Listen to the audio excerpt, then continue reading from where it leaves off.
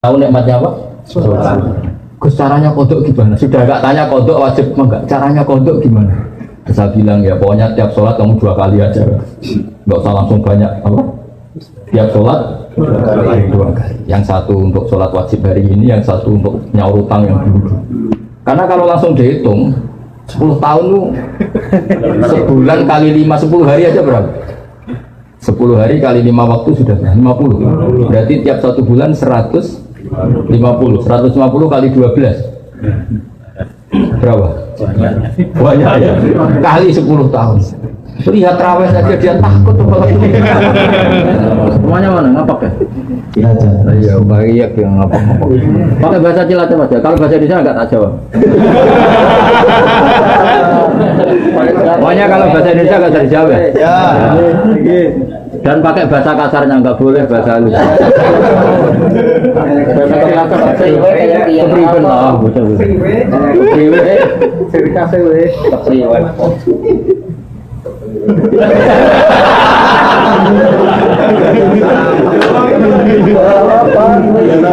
Biasa baik. Kalau anggap saja tanya sama ini lah, enggak tanya sama. Ya sudah bisanya.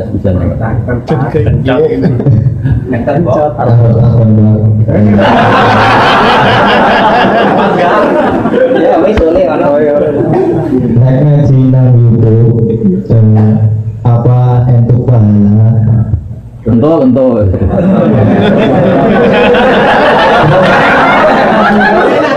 Apa syaratnya bisa nyambung? Bisa. Sanad itu gini loh ya. Saya sering dapat pertanyaan sama dari Cilacap. Siapa namanya? Gunawan. Oh bagus. Gunawan tuh manusia ada gunanya. Iya kan? Orang kaya jutawan kan gitu. Tukang pewarta hartawan. Tukang ada gunanya. Maka kalau nyuruh sama ini gunanya banyak. Ya semuanya yang nyuruh pakai ini aja.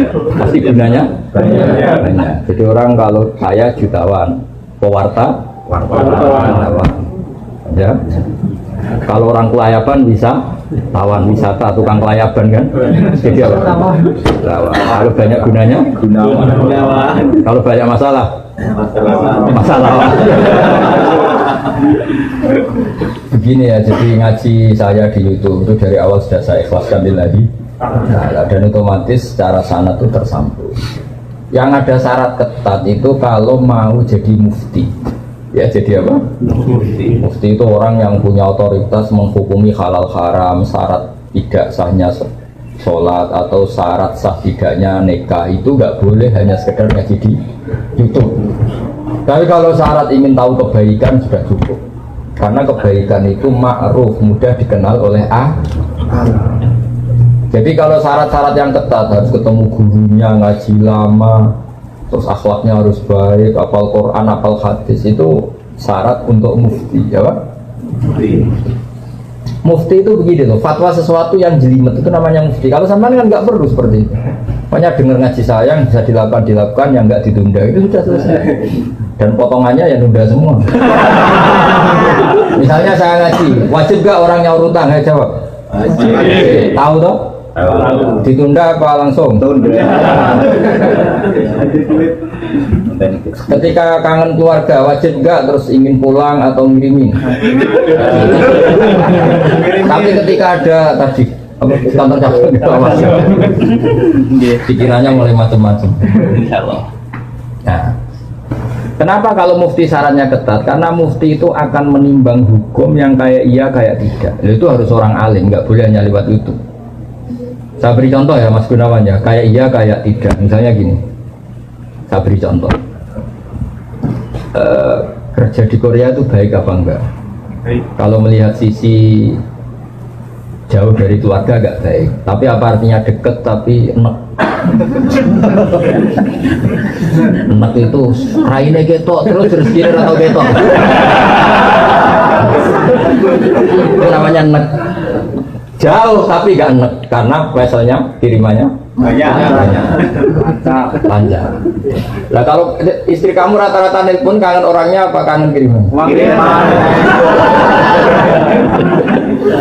Nah itu kan terus ketika ada orang tanya baik mana merantau sama di rumah itu pas dah itu Cuma itu hukum sosial, tapi seorang mufti pasti gampang, kayak iya, kayak tidak.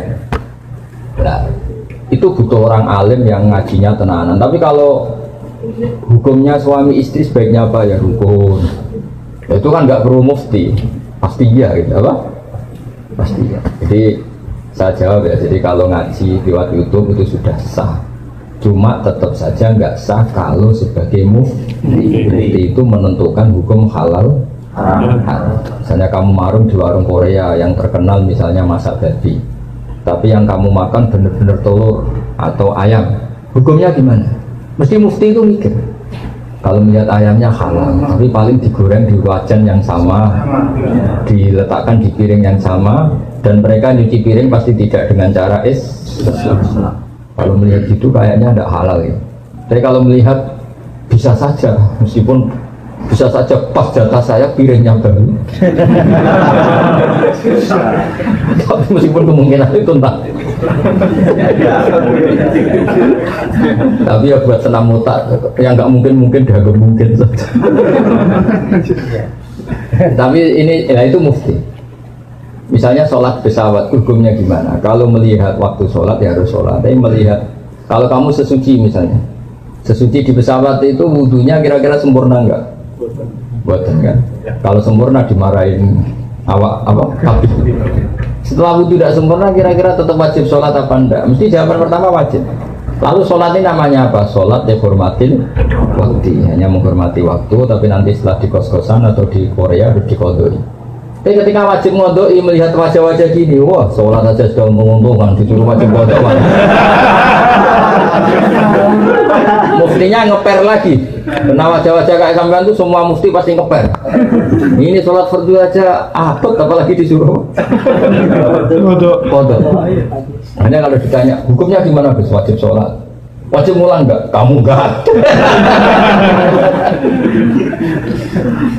Terus ada lagi orang tanya saya, ini orang nggak pernah sholat sampai 10 tahun. Setelah tobat tanya, saya wajib kodok nggak Gus? Tak lihat wajahnya itu kalau diwajibkan langsung nggak sholat. Akhirnya saya sebagai kiai ngakalin, ya sudah sebenarnya kamu sholat dulu aja, nggak usah tanya kodoknya. Setelah setahun datang lagi, sudah tahu nikmatnya apa? Sholat. Gus caranya kodok gimana? Sudah nggak tanya kodok wajib enggak? Caranya kodok gimana? Saya bilang ya pokoknya tiap sholat kamu 2 kali aja, nggak usah langsung banyak apa? Tiap sholat 2 kali. Yang satu untuk sholat wajib hari ini, yang satu untuk nyaur utang yang dulu. Karena kalau langsung dihitung 10 tahun tuh sebulan kali 5, 10 hari aja berapa? 10 hari kali 5 waktu sudah 50. Berarti tiap 1 bulan 150. 150 kali 12 berapa? Banyak ya. Kali 10 tahun. Lihat terawih saja dia takut apalagi.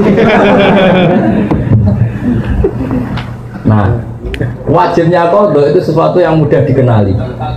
Tapi ngitung loyalitas orang pada agama. Rai-rai gini, rai-rai tobat musiman gini.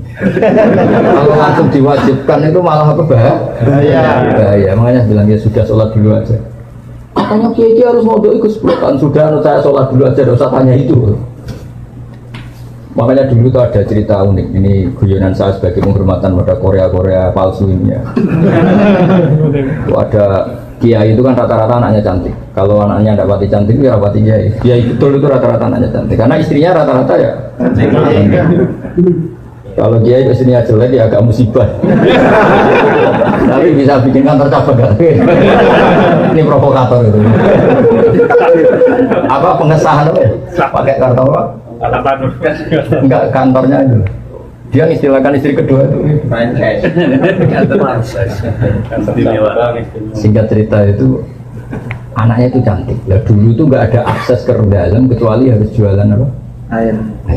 Jadi ada orang santri itu agak nakal dia. Ingin tahu ningnya kalau dalam bahasa pondok itu nih. Taman karena saya yakin semua yang ngaji saya di sini itu masih ada sisa-sisa santri. Karena orang Indonesia hebatnya gitu, kecilnya mesti dolanan di musola, mulia di musola, ya kan? Baiknya orang Indonesia kan? Iya kan? Karena rata-rata kita pas kecil itu kan yang sewu miskin, yang ada jeding itu di musola. Sekarang keluarnya tamer-tamer di Indonesia ke saya gitu, semenjak masjid bagus, kamar mandinya bagus. Kadang orang mau ke masjid itu bukan karena ingin jamaah, kudu ngising di rumah lari ke masjid. Ya kan sekarang banyak nggak? Banyak karena kamar mandi masjid lebih bagus. Yang parah kalau mau tidur Kang Ali, di rumah nggak ada AC, nggak ada kipas angin. Kalau ngantuk ke masjid, kipasnya dinyalin. Di daerah kamu ya gitu? Di sini di kos-kosan nggak ada kipas, di sini masjid ada. Nggak sih, malah sih di sini. Itu mau itikaf kok mau nikmati hidup. Nikmati hidup. Ya alhamdulillah kok Allah nggak apa-apa. Dekat masjid sudah baik. Meskipun niatnya tidak baik, semoga tetap apa? Baik. Singkat cerita dia itu pura-pura jualan apa? Kiainya senengnya begini. Ben baru kayak anakku disenengi, banyu murah soalnya. Kiainya wali jadi tahu kelakuan tadi santrinya tadi di Barno biarin dapat air murah loyal. Lama-lama dibilang gini sama Kiai, kamu seneng sama anak saya? Iya Pak ya. Syaratnya kamu harus jamaah di depan 40 hari. Kalau itu selesai nanti kesini tak nikahkan sama putri saya. Oh semuanya bukan main. Dia jamaah terus di depan. Ini di Masjid Haram, ceritanya di Mekah. Nggak diserahkan, nggak di Solo. Jadi cerita kelas internasional, bukan kelas apa? Setelah itu semangat dia. Ya, syaratnya 40 hari di soft awal. Ya imamnya tentu imam Masjid Haram, nggak masuk imam nggak ini. Kalau di sini nggak jadi wali 40 hari belum jadi wali. Ini di Masjid Haram yang satu sholat sama dengan 1000 sholat. Ya 1000 rakaat. Kalau sholat di sini satu sholat kan benar-benar satu. Kalau di sana lipatannya kan berapa? 10.000. Ada yang bilang pokoknya ribuan, ratusan ribu. Terserah hitungnya sampai 40 hari. Hari ke-40 selesai sama kiainya digandeng santri. Ayo nak pulang ke rumah saya. Tak kawinkan sama anak saya sesuai perjanjian. Itu santrinya marah-marah. Pak Kiai, minyak uang. Sholat itu mau dijoli anak jenengan. Enggak bisa. Ternyata dia hari kedua ketiga sudah ikhlas, tidak karena cewek tadi, tidak karena putrinya dia tadi. Ayo nak pulang saya nikahkan sama anak saya karena sudah 40 hari. Pak Yai, kamu menghina saya. Masa sholat nikmatnya seperti itu hanya hasilnya dapat putri jenengan? Enggak bisa. Sholat saya itu balasannya surga, enggak bisa. Enggak mau saya. Dari sholat untuk dapat cewek menjadi sholat nikmati kebenaran. Makanya kalau kamu ingin kaya tak suruh sholat hati. Nanti kalau sudah sering sholat nikmatnya sujud, nikmatnya muasalah sama Allah, terus mulai berubah doa. Apa penting kaya apa enggak? Kalau kok masih ingin kaya terus berarti sholatnya masalah. Akhirnya nggak mau malah dikawinkan. Akhirnya kiainya yang merayu-rayu dia. Sudahlah tetap jadi mantu saya karena kiainya kesemsem ingin punya mantu ikhlas. Sekarang gantikan kiainya yang mati-matian ngerayu supaya dia mau jadi menantunya karena ingin punya menantu ikhlas. Bisa dibuktikan ya. Mau nyoba itu. Mekah dulu. Dan contohnya ada harus Mekah. Misalnya Anda ingin kaya, dijazahi, disuruh sholat saja. Lama-lama nanti Anda akan muhasabah, mengkoreksi doa Anda. Betul enggak, betul enggak. Ya, Anda suka cewek, mati-matian, cinta mati. Setelah kamu sholat, nanti mesti ada alamat. Ternyata mimpi gambarnya angin topan. Saya pernah punya teman sholat istikharah, gambarnya itu angin topan. Macam ya itu jadi itu artinya wasta'inu bisobrin apa? Karena kita tidak pernah tahu yang maslahat untuk kita itu ke depan itu apa, kita tidak pernah. Makanya semuanya kita serahkan pada Allah Subhanahu. Mungkin sampean kalau hidup di Jawa karena tetangga roh kiai kadang rapati senang. Karena kadang jadi gawan tonggo, tapi gara-gara di Korea melihat Islam gak hidup malah sampai jadi kiai. Kalau di rumah jadi kiai RT saja nggak ngangkat ya. Tapi kalau di sini langsung kiai internasional. Iya, kalau kiai di Indonesia namanya kiai lokal, kalau sudah di sini Roisab. Jadi itulah hikmah yang dikersana Allah Subhanahu. Makanya berharap semoga keberadaan Anda di sini benar-benar ikut menyebarkan sujud, tauhid, tasbih di dunia. Ya sudah ya, cukup ini.